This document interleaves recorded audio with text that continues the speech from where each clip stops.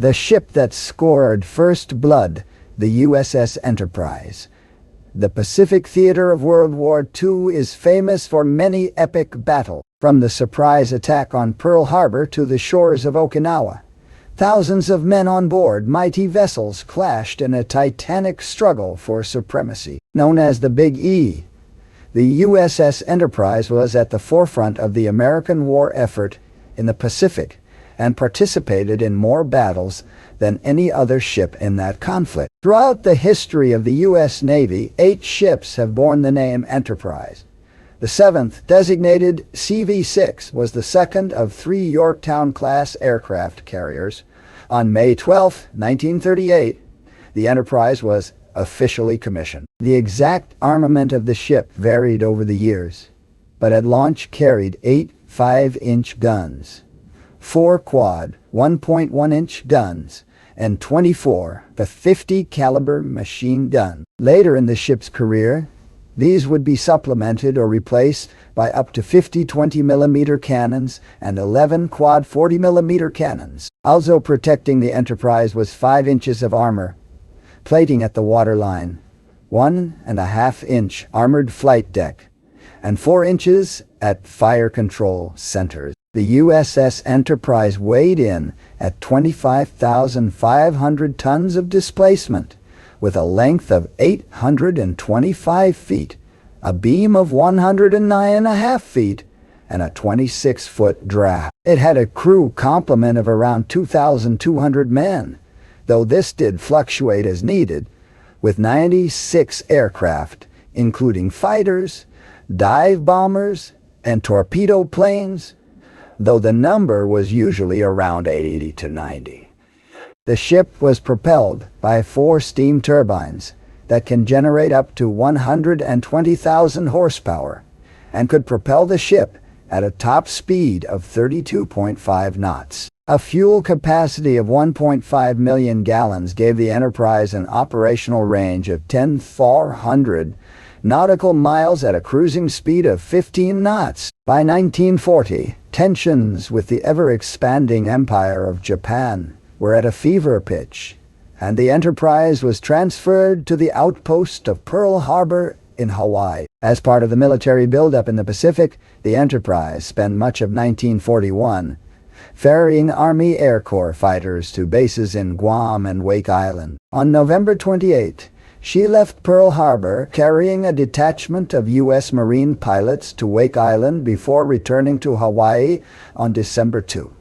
Just as the Enterprise was about to return home, events would unfold that changed the course of history. On December 7, 1941, Japanese aircraft launched a surprise attack on Pearl Harbor and other American installations. At sea at the time, the Enterprise, as well as other American carriers, were spared the devastation of the attack, though scout planes from the Enterprise did arrive in Hawaii during the attack and joined in the defense while her other aircraft searched for the Japanese task force.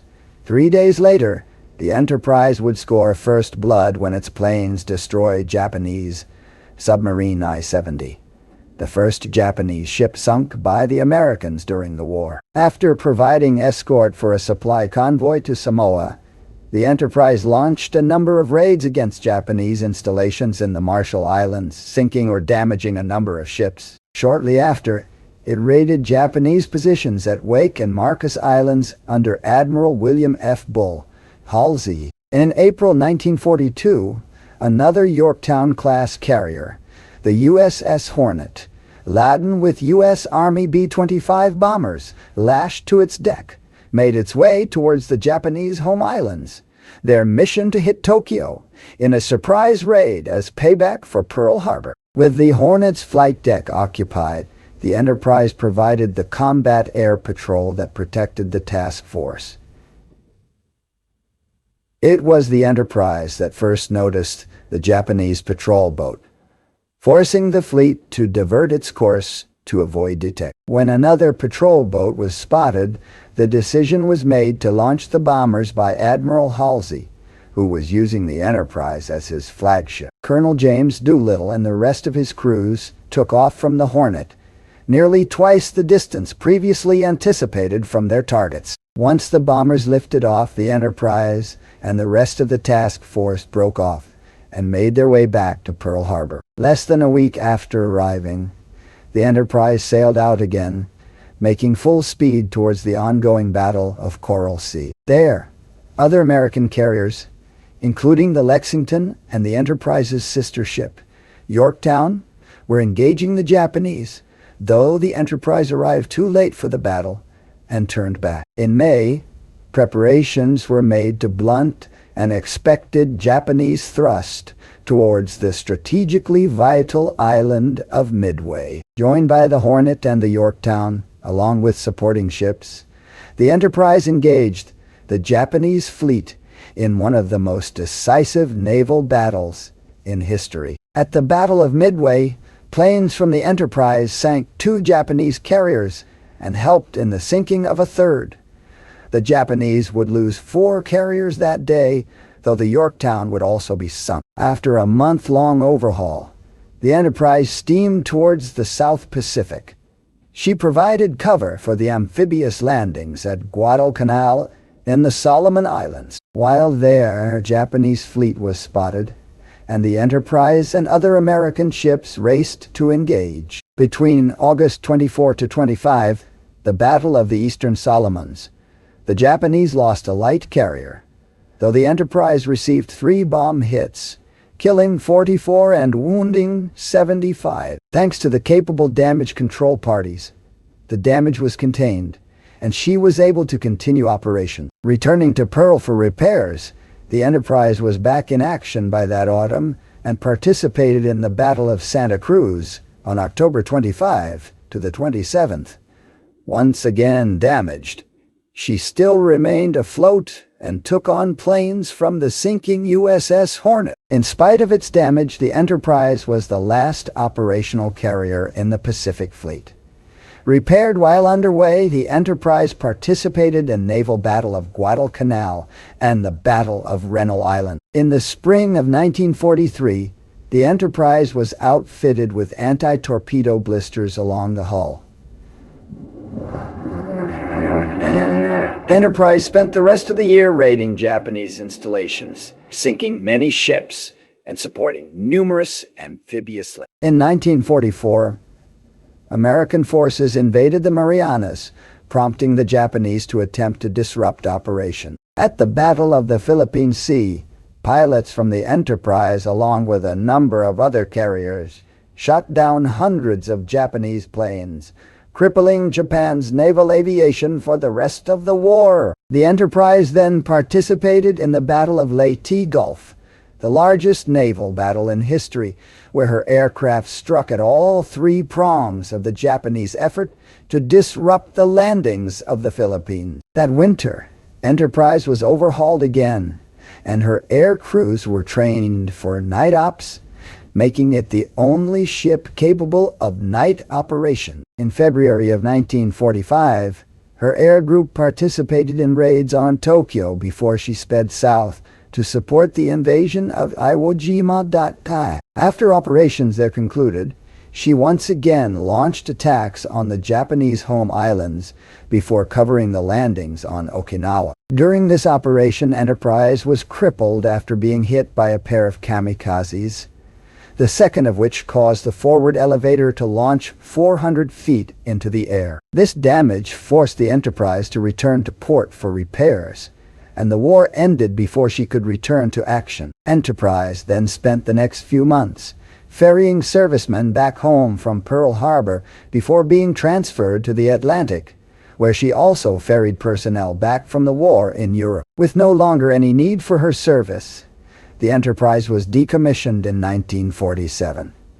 In spite of efforts to save the ship as a museum, funding proved insufficient, and in 1958 the Enterprise was scrapped. Over the course of her service, the Enterprise became the most decorated ship in American history, earning 20 battle stars, was the first aircraft carrier to earn the Presidential Unit Citation and the Naval Unit Commendation. Its air crew shot down 911 enemy planes and sunk 71 ships and damaged scores more.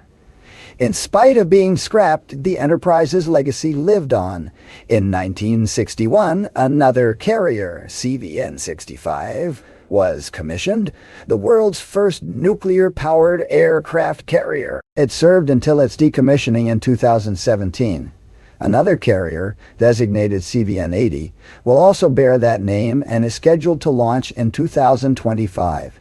There is another legacy of CV-6. In 1966, TV creator Gene Roddenberry needed a name for a ship to boldly go where no man has gone before. He could think of no better name than USS Enterprise. Japanese aircraft carrier Shōkaku. The Second World War ushered in a new era of technological advances, especially in the realm of naval combat. For the first time in history, ships did not actually need to see one another in order to engage in battle. A new type of ship, the aircraft carrier, became the mainstay of naval forces around the world. And the carrier, Shōkaku, was at the center of Japanese strategy for the Pacific theater. In the 1920s, Japan was a signatory of the Washington Naval Treaty, which was designed to limit the size and number of large capital ships able to be produced. As Imperial Japan adopted more expansionist policies, it could no longer abide by the restriction the treaty put in place. And in 1936, Japan left the treaty. That year, plans were drawn up for the first of a series of new aircraft carriers, which built upon lessons from earlier ships. In 1937, construction began on the Shōkaku, which means flying crane, at the Yokosuka Naval Yards. Designers imagined a massive ship capable of carrying over 96 aircraft, though a smaller design, capable of holding 72, was settled upon. A year later, her sister ship, Zuikaku or Lucky Crane, would also be launched, the only two of the class to be constructed. When finished, the Shōkaku weighed in at 25,600 tons of displacement, with a length of 845 feet, a beam of 85 feet, and a height of 29 feet. She had a crew of 1,660 men and could carry 72 aircraft, including fighters, dive bombers, and torpedo planes, with enough spare parts for 12 more, stored in 2 hangars. The Shōkaku was propelled at a top speed of 34 knots by 4 Campan steam turbines, capable of generating 160,000 horsepower. With a full fuel load of 3,500 tons, it had an operational range of 7,700 nautical miles, while maintaining a cruising speed of 17 knots.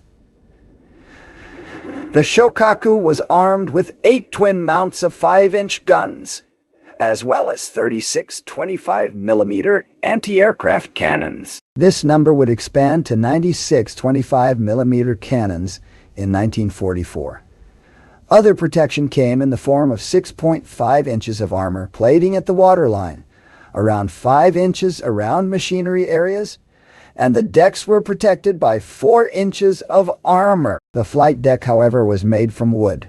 After years of construction, the Shōkaku was commissioned on August 8, 1941. After a brief shakedown cruise, the Shōkaku joined the Carrier Division 5, part of the task force under the overall command of Admiral Yamamoto. Training began for the planned attack on American naval installations at the Hawaiian outpost of Pearl Harbor.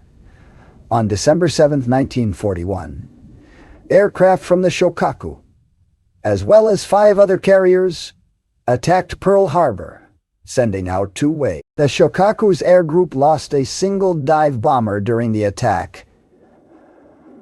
A 3rd wave was planned, but was called off, and the fleet then turned back towards Japan. After spending some time in home waters, the Shōkaku was transferred to the island of Truk, which was used as a base of operation. In January 1942, she participated in a massive raid against Australian Head Rabaul, a site of major strategic importance for the Japanese expansion into Papua New Guinea. After this raid, an American carrier group was detected operating near the Marshall Islands, and the Shōkaku, along with another carrier, set off in pursuit.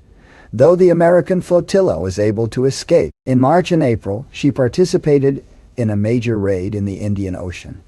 Along with several other carriers, she launched strikes against Colombo, Ceylon, now Sri Lanka, and British cruisers HMS Cornwall and HMS Dorsetshire were sunk. Fearing for its safety, the British carrier HMS Hermes, with an escort group, attempted to withdraw from the area and was caught at sea. The Hermes, along with a corvette, destroyer, and 2 tankers were sunk, dealing a crippling blow to the British fleet in the Indian Ocean. After a brief return to truck, the Shōkaku was back in action, this time supporting the planned invasion of Port Moresby on Papua New Guinea, along with her sister ship, the Zuikaku, and the smaller light carrier, Shoho, as well as escort. American intelligence had broken the Japanese naval code and knew of the plan, prompting Admiral Chester Nimitz to send the carriers Lexington and Yorktown to intercept the Japanese before they reached Port Moresby. From May 4th to the 8th, 1942, both fleets clashed at the Battle of the Coral Sea, the first naval battle in history where ships of neither fleet were in visual range of one another. During the battle, aircraft from the Shōkaku contributed to the sinking of the Lexington, as well as damaging the Yorktown, along with a destroyer and oiler. The Japanese lost a Shoho, a destroyer, and several other supporting ships. The Shōkaku was struck by 3 bombs from American dive bombers, severely damaging the ship and killing or wounding 223 sailors. Damage control teams were able to contain the fires that broke out on the vessel, and the Shōkaku made her way back to Japan for repair. The damage prevented her from participating in the Battle of Midway, which reduced the forces available for that decisive confrontation. In August 1942, the Shōkaku was back at sea, this time attempting to disrupt the American landing on Guadalcanal. Once again operating with the Zuikaku and a light carrier, she engaged a fleet of 3 American carriers during the Battle of the Eastern Solomons. Though the Shōkaku received no damage during the fighting, she lost 10 dive bombers and 5 fighters, along with their air crews, which contributed to mounting losses for Japanese naval aviation. The Shōkaku returned to truck before participating in the Battle of Santa Cruz Islands on October 26. During a clash, dive bombers from the USS Hornet would strike the Shōkaku with between 3 and 6 bombs, causing severe damage and killing a large portion of the crew, forcing her to withdraw to truck before returning to Japan for repairs. It wasn't until May 1943 when she was back in action again, participating in a failed attempt to assault the Aleutian Islands in Alaska, and spent most of the year in truck before being transferred to Singapore in 1944. In June of 1944, she sailed to the Marianas Islands to oppose the American invasion. By June 15th, American submarines patrolling in the area had spotted the Japanese fleet and were monitoring their movement. By the 19th, the Japanese were in range of American forces, and the Shōkaku and her fellow carriers launched their aircraft. In the Battle of the Philippine Sea, also known as the Great Marianas Turkey Shoot, hundreds of Japanese aircraft would be shot down, permanently crippling Japanese naval aviation for the rest of the war. As the Shōkaku was refueling and rearming her surviving aircraft, she was spotted by the submarine, the USS Kavala. For a half an hour, the Kavala stalked the Shōkaku, keeping a close eye on a nearby destroyer and 2 cruiser escorts. Once the way was clear, the submarine launched a spread of 6 torpedoes at a range of 1,200 yards. Lookouts on the Shōkaku called out a warning, and her commander, Captain Hiroshi Matsubara, ordered evasive action. But it was too late. 3 or 4 of the torpedoes struck the ship on the starboard side, forward, and amidships. While the Kavala made her escape, pursued by Japanese destroyers, the Shōkaku's crew tried to repair the damage. In spite of their experience, the damage control parties were unable to control the spreading flames, which were accelerating due to the aviation fuel that was on deck. Torpedoes and bombs began to explode, and the ship began to list to starboard as she took on water, particularly in the starboard boiler rooms. With more ammunition exploding, power went out, meaning the pumps that bailed out water failed to operate. With the Shōkaku dead in the water, firefighters resorted to bucket brigades to douse the flames to no avail. After 3 hours, the flames were spreading out of control, with fires leaping from the elevators onto the flight deck, and the order was given to abandon ship. Before they could leave, however, a series of explosions caused major flooding of the bow, sending her stern skyward, causing some crew to slide into the still-burning hangar deck, while others were thrown overboard into the oil-laden water. Captain Matsubara and 570 survivors were picked up by escorting cruisers and destroyers, while the Shōkaku and 1272 of her crew sank to their final resting place on the bottom of the Pacific Ocean. The loss of the Shōkaku and her experienced crew were a devastating blow to the Japanese war effort. In her short service, she represented the pinnacle of Japanese naval strength, and her loss symbolic of Japanese fortunes in the war.